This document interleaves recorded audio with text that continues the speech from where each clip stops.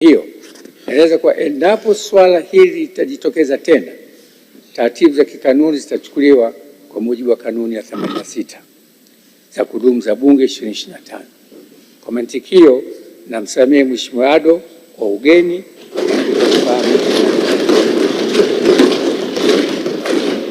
Mheshimiwa Bunge, jambo jingine ni kwamba Mheshimiwa Ado Shaibu Ado mbunge katika mchango wake aligusia kuhusu taarifa za mdhibiti na mkaguzi mkuu wa hesabu za serikali CAG ya mwaka 2023-2024.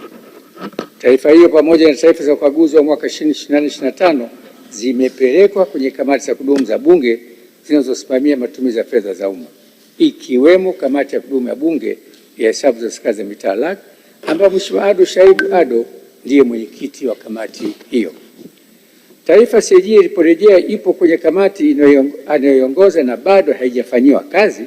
Kwa mantiki hiyo, nasisitiza na kuelekeza kuwa masuala ambayo yamepelekwa kwenye kamati, wenyeviti wa kamati hizo hawapasi kuyazungumza masuala hayo nje ya vikao vya kamati ili kuzingatia taratibu zilizowekwa za kanuni za Bunge.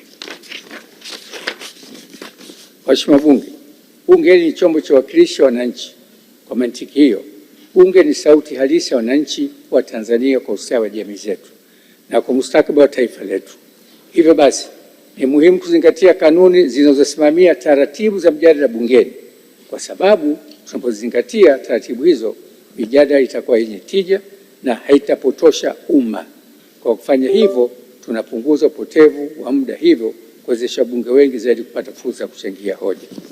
Mheshimiwa Bunge, naomba kutumia fursa hii kuwapongeza wenyeviti wa Bunge kwa kazi nzuri wanazofanya ya kuongoza mijadala bungeni. Tuendelee kuwapa ushirikiano kama mnavyofanya kwangu.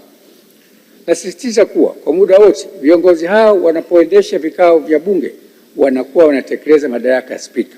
Kwa msingi huo, maelekezo ya mwenyekiti wa Bunge yanatolewa bungeni ni maelekezo ya Spika kwa mujibu wa kanuni ya kudumu za Bunge 2025. Hivyo lazima tutambue na kuwapa heshima inayostahili.